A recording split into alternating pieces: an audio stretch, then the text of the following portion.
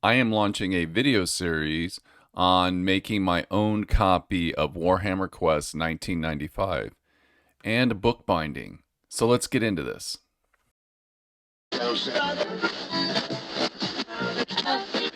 Welcome to Solitary RPG. Recently, I took on a pretty significant painting commission for a local game company.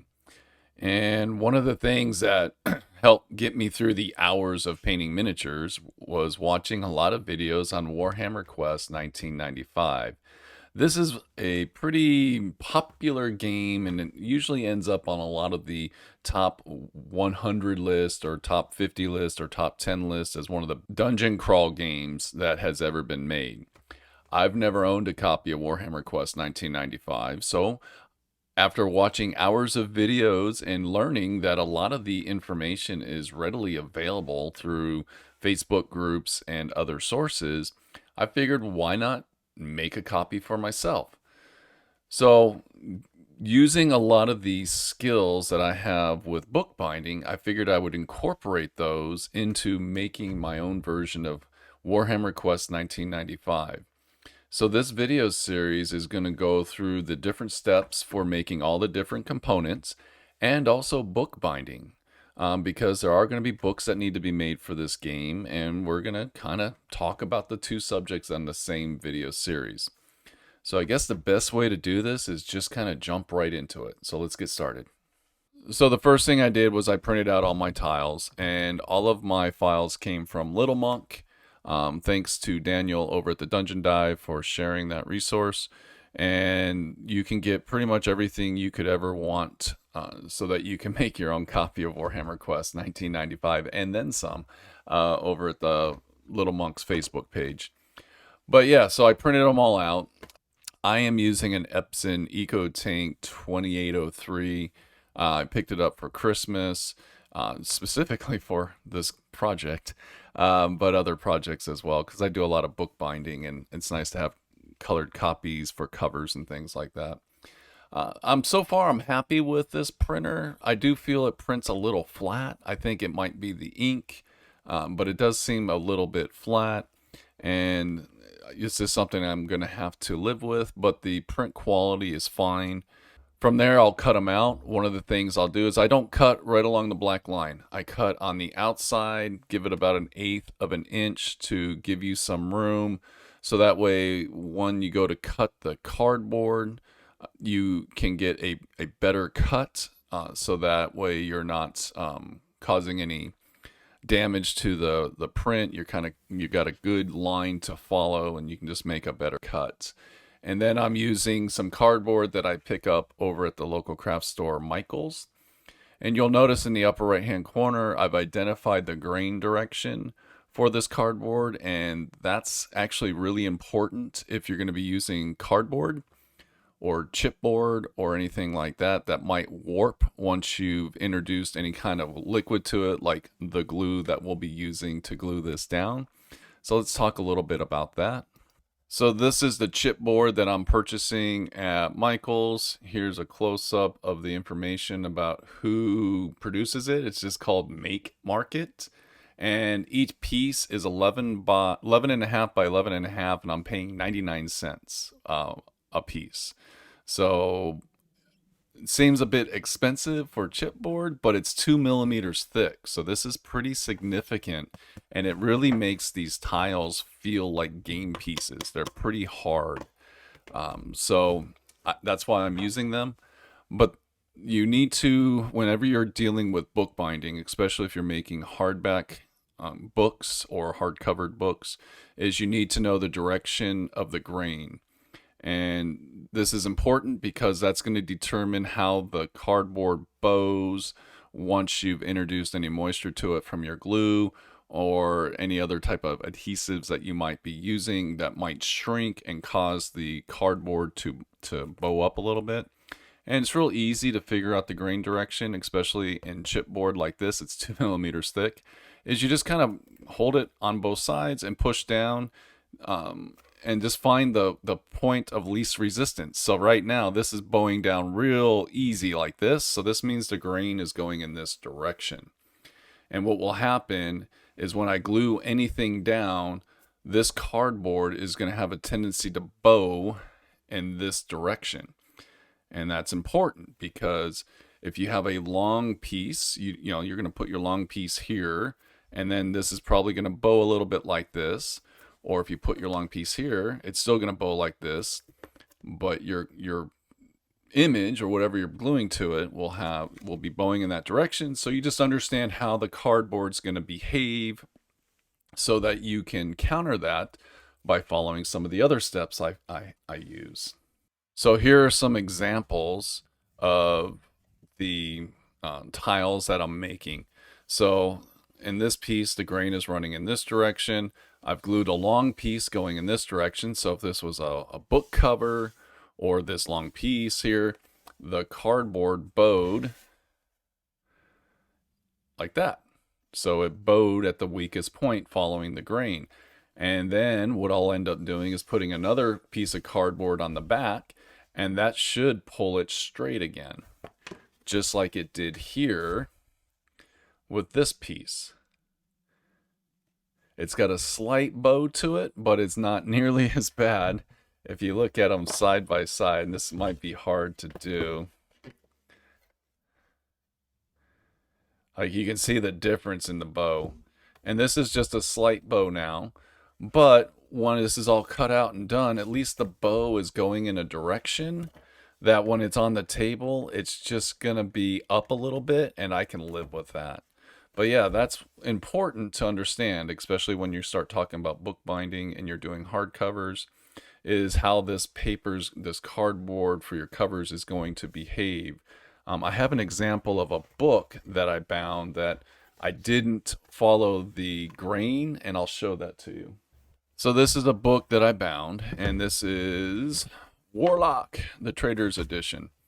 So everything on the cover turned out good. The cover's good and straight, but then here it's bowed.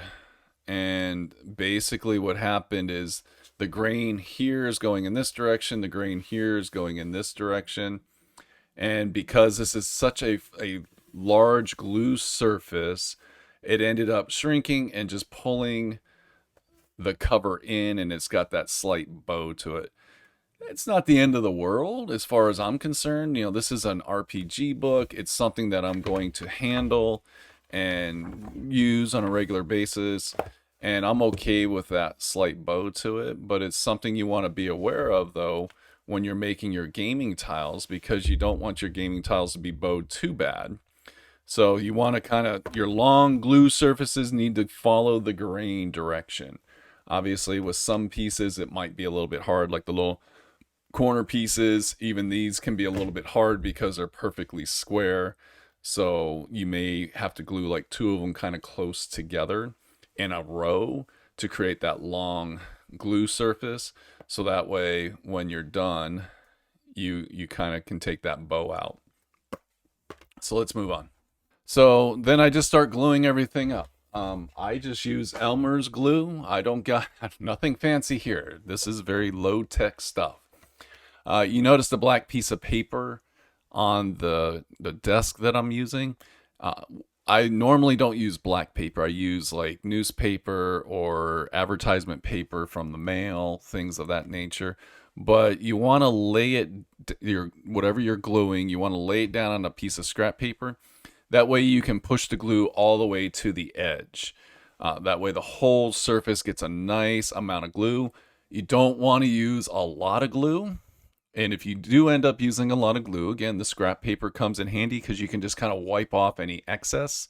If you use too much glue, you'll get a lot of that wrinkling that you can see, and if you've used too much glue on something. So just use a fair amount. Just make sure everything gets glue on it. Just make sure it's as glued as best as possible. And here it is afterwards. So after I've smeared all the glue around, I just use my finger. That's what you can see, the little paper towel in the lower left corner is a wet towel to wipe off the glue off my fingers. You should always have one of those handy whenever you're messing around with Elmer's glue and you're doing a project like this. But you can see how I just kind of ran it over. And then I just put it on the cardboard and set it down. It's not that complicated. Once I've got all the tiles on the piece of cardboard, Up in the upper right hand corner, you're going to see parchment paper. That is just the Reynolds kitchen parchment paper I have in my kitchen, and I just have a few sheets of those. And the piece of wood in the upper left hand corner is just a flat piece of wood. It's actually a cover for one of my craft carts that I keep a lot of my hobby supplies in. I just didn't need the top anymore, so it's become my book press, and I'll show you a picture of that. So I put the parchment paper over the cardboard and the pieces that I glued together, and what this is going to help do, it's actually going to pull some of the moisture out of the paper from the glue, and it's also going to keep anything from sticking because this is parchment paper, so it won't adhere to the glue. It'll actually, if any of the glue seeped over, it'll just peel right off. And then you can see my poor man's book press. This is just the edge of a table, and I just put a couple of weights on top of it, on top of a piece of that wood, and I will just let it sit there for a little bit, and that will be my book press. And this is the technique I use for when I'm binding books as well. I spent my money buying a really nice paper cutter, and that consumes a lot of space. And as far as a book press goes, I just don't see the value in it when I can do things like this. It works fine for a book press. So if you are thinking about getting into binding books, you may consider making your own book press. If you don't have 25-pound iron grip weights laying around your house like I do, you can use like bricks. And one of the things you could do if you're using bricks is you can just wrap the bricks in like some paper so that it's not ugly and it's not, you're not like touching the brick. You just got it wrapped in some paper. It just makes it look a little bit more pleasing, especially if this is going to be in your house.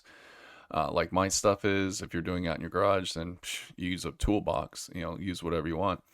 But in your house, for me, my wife that wouldn't want a bunch of bricks laying around, so I just use the weights. So then what I'm going to do is I'm only going to let it sit in the book press for 30 minutes. And that's going to be enough time for the glue to adhere the two pieces of paper together, or the cardboard and the paper together. Then I'm going to put glue on the back side of the cardboard, and it's still going to be the paper on the front still going to be wet. So you want to be careful. And now you can see me actually using scrap paper. I had Scarlet Heroes printed out and bound together with a spiral bound. And since I bought the hardback, I didn't need the printed version anymore, so that went into my scrap pile for this kind of work. So anyways, you put some glue on the cardboard. Then you can see on the backs, you can see the black construction paper that I'm using now for the backings of all of my pieces. And this is important because this is going to help pull the cardboard flat again. So this is a bookbinding technique. So when we put a cover on a book, then when we glue in the end pages, all of that pulls everything back together. And now the cardboard's going to be wet on both sides. So when it goes back into the press and it's sitting flat, that's going to be about the flattest I'm going to be able to get that piece of cardboard and get my tiles. Now there still may be a little bit of bow. Again, that's why the direction of the grain is important, because I'm determining where that bow is going to end up so that I can make it usable for gameplay. So with the grain going in the direction that it is with the long glue lines, like how everything's glued long ways, if it bows, it's going to bow on the short ends a little bit, so that way it'll be a little puffy in the middle maybe. But we'll see. But it's important that you don't let it dry overnight and do the other side. Because once it bows one way and it's completely dry, it doesn't always necessarily bow all the way back. But if you do both of the sides at the same time, you should get it about as straight as possible. And then we go about cutting everything out. So this is another important step. So one of the reasons I leave a little bit of the white paper around the black edge is I am 52 years old and I can't see lines worth a darn anymore. So it makes it a little bit easier. Plus, the ruler that I'm using. So this is a ruler I picked up in the craft department in the fabric section. And there's two things about this ruler, and let me show them to you in real life here. So this is the ruler I use, and like I said, I get this in the fabric department. And what I like about it is the measurements start at the very edge. So if I'm measuring a book cover or anything else, I just can butt the edge of the ruler to the edge, and I've got an accurate measurement. I don't have to worry about that little bit. A lot of metal rulers and yardsticks and things like that, there's a little bit of a void before the measurement starts. So this is a true edge ruler, which is very important. Also, it's clear. And what I like about it being clear is when I'm measuring to make any of my cuts, I've got all these other line references that I can refer to inside the piece. Like you can tell here that I'm not straight. So it gives me an opportunity, it gives me more to look at to make sure that I've got everything nice and straight and I'm getting the best cut possible, and I can see what I'm cutting underneath. So that way I can make my cuts and I get the straightest cut possible. So this is the ruler that I prefer. Also, knives, box knives, cutting devices. I just use a regular box knife. Just make sure your blades are sharp. These blades are very cheap, and when you're cutting your cardboard, because this is 2mm thick cardboard, so it's pretty thick cardboard, your first cut with the blade should be a very light cut. Don't try to cut it in one swipe. It's not going to work. You're going to just snag the cardboard or the chipboard or something, and you're going to tear something, and it's going to go terribly wrong. One of the things with cutting cardboard is to make your first cut nice and light, because that's probably going to be the cut that's going to happen. The knife blade's going to follow the path of least resistance, and if you go in heavy and you make a cut and you slice off just a little bit, your knife's just going to have a tendency to want to follow that pattern. So make your first cut nice and light, then a little bit more pressure and a little bit more pressure. And if you got to make 5 passes, that's okay. You want a good cut. So you're just going to add a little bit of pressure each time you're cutting. But I just use a regular box knife because these blades are really cheap, and I don't like the break-off blades. I just don't like them. It's a personal preference. I prefer these for all my cutting. Markers. So I use these Sharpie markers, and what I use them for is to color around the edges. So as you can see in the photo here, the corridor to the right, I missed a little bit of the white, and I'm not going to go back in and try to make that cut a second time because that's a really thin line. I'm just going to color it up with a Sharpie marker. Like, it's just that simple. You can also see the room, the pit on the left. There's some white specks right above the marker there. Though there was a tear in the paper because, like I said, when you're cutting and you're doing things, that paper is delicate because it's wet and it can rip real easy. So I'll just color that in with a Sharpie marker. So I'm coloring the edges of my tiles so they look like actual tiles. And here's some more. They're just colored in, and I just use these Sharpie markers for whatever reason.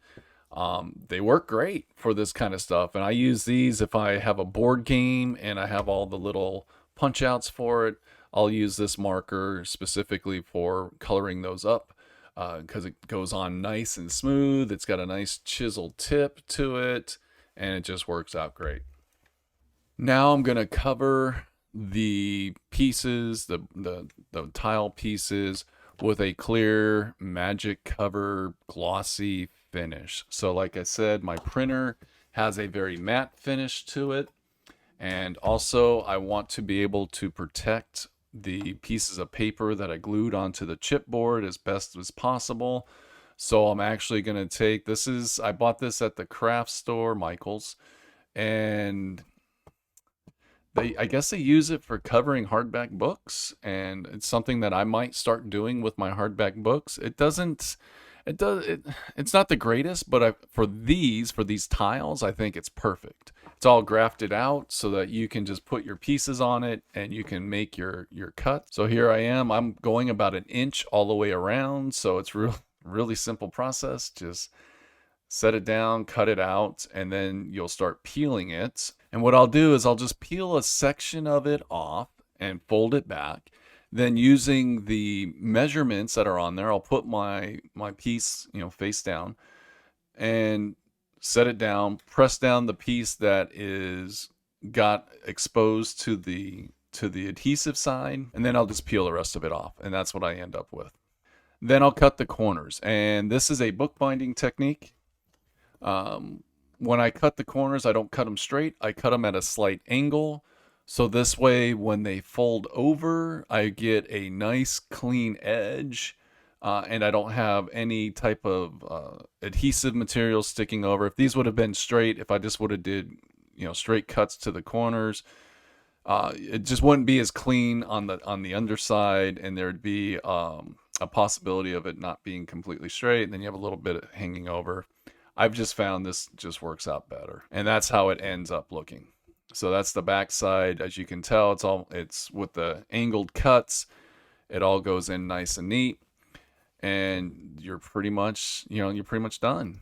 There's the front side. So now here's that tiled finished. As you can see, I've got this glossy coat covering it or protecting it from any damage, especially like any type of liquid that might get spilt on my table on the top of it. Obviously, it's not completely covered on the back side, so that could still be damaged through any type of liquids on the game table. That's why I don't drink at my game table. You can see there's a slight bow to this, but it's not too terrible. It doesn't really have any bounce, so I can set miniatures on this without any problem. Here's just a paint bottle. It's not rolling off or anything like that. So that's all kind of cool. Plastic covering, but it is going to protect the tile from any damage over the years of using them, especially if I'm clipping on the doorways. I haven't decided how I'm going to do my doors yet. But if I end up clipping on doors, if I get the original doors for this game, if this was just paper, eventually it would cause damage to the paper. This plastic clear glossy covering actually will help protect it. This stuff also comes in a matte finish, so if you do want more of a matte finish, you could go with that. I went with the glossy because my prints are matte. I already feel that my print coming out of my printer is pretty dull, so I was hoping this would kind of brighten it up a little bit, and it's doing a pretty good job. But yeah, so this is where I'm at so far. So I'm using some of my techniques with bookbinding. If you're going to make your own and you're going to print these out and you're going to glue them to cardboard or chipboard, just make sure you know the direction of your grain when you do these long glues, because that's going to determine how your cardboard bows. And that's why I got the backs on all of these. I could have just left these cardboard, but that back is actually helping straighten out these tiles a little bit. And it's just gonna make it also gives it more of a finished look, especially coloring in the edges here. Just gives it that more finished look, and it just doesn't look like a piece of paper glued to a piece of cardboard. So that's step one. I still got to finish all these tile pieces that I have. I've got plenty of them that haven't been like, here's a good comparison between the one with the gloss and the one without the gloss, so you can kind of see the difference there. And this, even though it's glued on, this, it's just Elmer's glue. Moisture in the air can reactivate that glue, any kind of liquids, and just handling it over time will cause problems. In my next video, what I want to do is I'm going to do these two pieces in video. I want to show you how I put the clear coat on and fold everything over, because these are probably the two most complicated pieces to put that clear coat over because of all these angled cuts. So that will be the next video, is me just clear coat, putting that clear plastic over these. And by then, though, I should have all the rest of these done, plus all the ones I got piled up in my hobby room. And yeah, so that was video 1 in this series, and just making the tile pieces. This is the most daunting part of this task. Next will be also making all the cards. But I'm ready for it. I think it's going to be exciting. This is going to be a slow process. but we are going to be getting more into the bookbinding side when I start putting together the rule book, the RPG book, plus all the books that Little Monk has put out and all the other things that are available for this game. We'll be doing some bookbinding as well. But anyways, thank you for joining me. Have a great day. Bye.